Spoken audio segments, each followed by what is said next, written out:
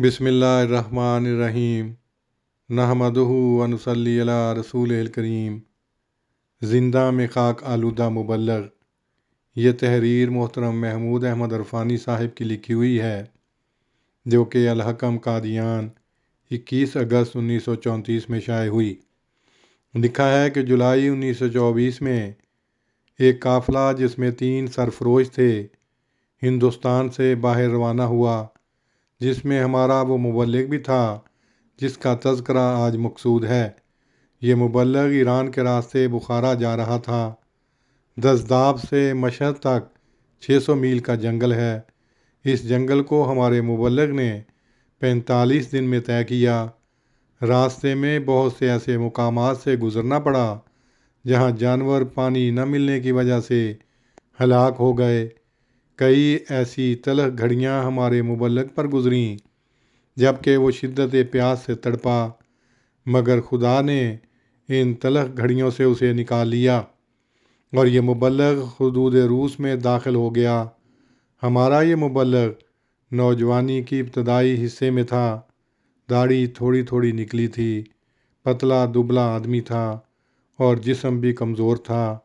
वो ऐसे घराने का आदमी था जिसने कभी मुशक्क़त बर्दाश्त न की थी, मगर उसने इस मंजिल को हिम्मत और जोश से तय किया। रूस की हदूद में दाखिल होते ही कैद हो गया, जहाँ उस पर तरह तरह के शक किए गए और उसे मुक़य्यद कर दिया गया। उस वक्त उसके साथ कैदियों ने उसे कहा कि तुम अगर अंग्रेज़ी राया होने से इनकार कर दो तो रूसी गवर्नमेंट तुमको छोड़ देगी, वरना वो तुमको न सिर्फ कैद करेगी बल्कि तुमको सख्त अजाब देगी। अब हमारे मुबल्लिग के सामने एक हैरान कुन मसला था। एक तरफ कैद, ज़िल्लत और अजाब था और दूसरी तरफ आराम और राहत थी। आराम तो एक ज़रा सा झूठ बोलने से मिलता था और कैद व ज़िल्लत सच्चाई के इवज़ भुगतनी पड़ती थी। उसके कल्ब में एक जंग थी कि मैं किसे इख्तियार करूं। उसने सोचा और गौर किया। बिलाखिर उसने अपने पाँव की ठोकर से झूठ को ठकरा दिया और फ़ैसला कर लिया कि अहमदियत का मुबल्लिग हर हालत में सच बोलेगा, खा कुछ हो। उसने अपने दिल से कहा, तू हक़ का मुनाद है, अगर तुझे हक़ की मौत का प्याला पीना पड़े तो पीना चाहिए। बस उसने हर मशवरा देने वाले के मुंह पर उसका मशवरा मारा और अपनी निजात के लिए कभी झूठ न बोला। हमारे कैदी को अर्थक की जेल से जहां गिरफ्तार किया गया था, अश्क-आबाद ले जाया गया, जहां उसने एक दूसरे कैदी से रूसी ज़ुबान सीखनी शुरू की। लोहे की स्याह अंगीठी की तख्ती बनी और मिट्टी की डली कलम। इस तरह जेल में मदरसा 3 माह तक जारी रहा। 3 माह के बाद अश्काबाद से ताशकंद ले गए। इस तरह मुख्तलिफ़ कैद खानों में घुमाते फिराते रहे और तकलीफ़ पर तकलीफ़ देने लगे और अजाब के लिए मुख्तलिफ़ हीले तराशे ताकि इन हीलों बहानों से हमारे कैदी के कत्ल का फतवा दे सकें। हत्ता कि वो ख़ुद अपनी सरगुज़श्त यूँ लिखता है, मैं उनके खून आशाम चेहरे और उनकी ज़ाहरी सूरत देखकर इस तरह मालूम करता था, नहीं बल्कि यकीन करता था कि ये मेरी मौत के भूखे और मेरे खून के प्यासे हैं। जब उन्होंने देखा कि ये बहुत कम सोता है तो वो मुझे रोटी और पानी में कोकीन डालकर देने लगे, तो मैं कई कई वक्त खाना न खाता और न पानी पीता। आखिर जब प्यास लगती तो बेख्तियार अपने कमरे से हाकम को आवाज़ देता, ए हाकम, जिस तरह सब कैदियों को नल से पानी लेने की इजाज़त है, मुझको भी इजाज़त दे कि मैं भी वहाँ जाकर पानी पीऊँ, कि मैं सख्त प्यासा हूँ। ए हाकम, मैंने मुद्दत से पानी नहीं पिया, मुझको अच्छा और साफ़ पानी दे।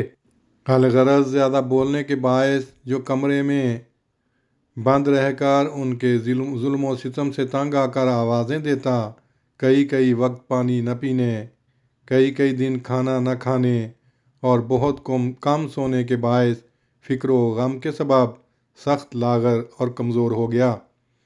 ہمارا قیدی مبلغ اب اپنی مظلومیت کی داستان بلند آواز سے حاکم اعلیٰ تک پہنچانے کی صحیح کرنے لگا تو 4-5 سپاہی اس کے کمرے میں آئے اور اسے پکڑ کر ایک دوسرے کمرے میں لے گئے اور ایک مضبوط رسے سے باندھنے لگے۔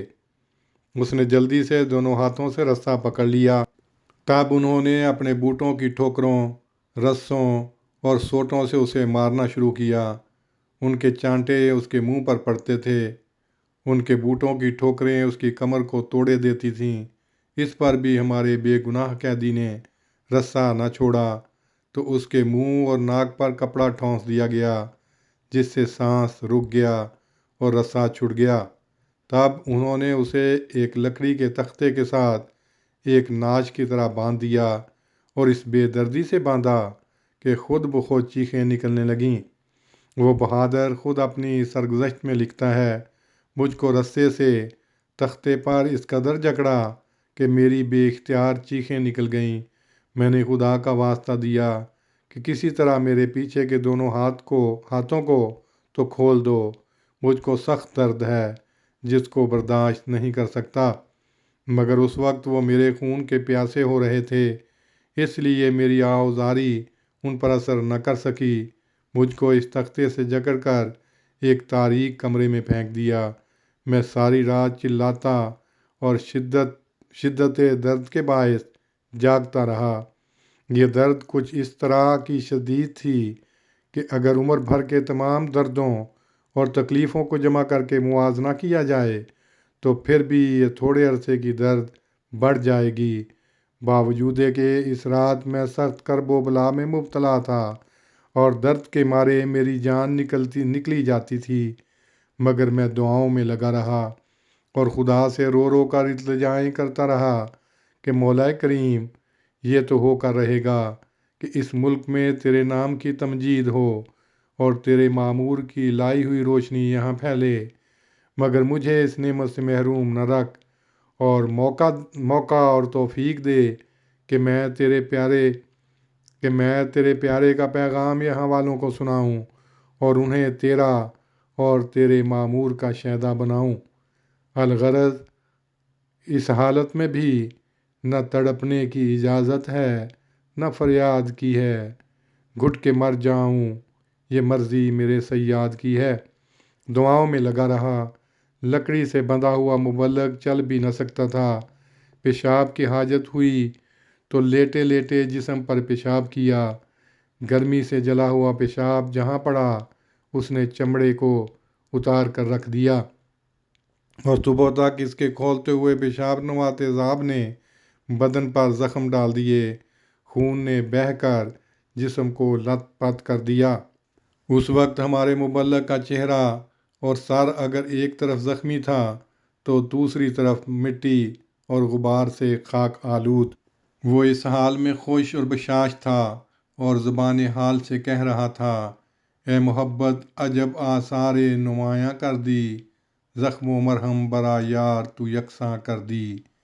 دوسرے دن ایک روسی حاکم کے سامنے ہمارا بے گناہ قیدی پیش ہوا، جسے مخاطب کر کے اس نے کہا، اے حاکم، آج رات تیرے سپاہیوں نے مجھ کو سخت مارا اور زخمی کیا اور اس کے ساتھ مجھے تختے سے جکڑ کر ساری رات ایک تاریک کمرے میں پھینک دیا۔ اے حاکم، میرا کوئی جرم نہیں سوائے اس کے کہ میں ایک مبلغ اور مشنری ہوں جو صرف خدا کا نام بلند کرنے کے لیے تیرے ملک میں آیا ہوں۔ اس طرح سے ہمارا بے گناہ قیدی ایک عرصے تک روس کے قید خانے کی کوٹریوں میں خاک آلود رہا اور اس لیے ماریں کھاتا اور گالیاں سنتا کہ وہ سچائی کی منادی کرنے کے لیے گھر سے نکلا تھا جو اس زمانے کے لیے آسمان سے اتری تھی۔ اس ساری تکلیف اور اس سارے دکھ میں اگر کوئی چیز اس کے لیے باعث آرام تھی تو وہ یہ کہ وہ حق کے لیے کفن باندھ کر گھر سے نکلا تھا۔ اس کی چیخیں روس کی فضا میں آج تک سرگرم پرواز ہیں۔ اس کے خون کے قطرے اس زمین پر اتنا اثر ظاہر کیے بغیر نہ رہیں گے۔ لینن کا تخت گاہ ایک دن مٹے گا اور مملکت الہاد کی دھجیاں فضا میں اڑتی نظر آئیں گی۔ جانتے ہو یہ مبلغ کون تھا؟ یہ جان باز مبلغ مولانا ظہور حسین صاحب مبلغ بخارا ہیں۔ الحکم قادیان، جلد 37، نمبر 40، ورقہ 21 اگست 1934، صفحہ 11۔ وآخر دعوانا ان الحمد للہ رب العالمین۔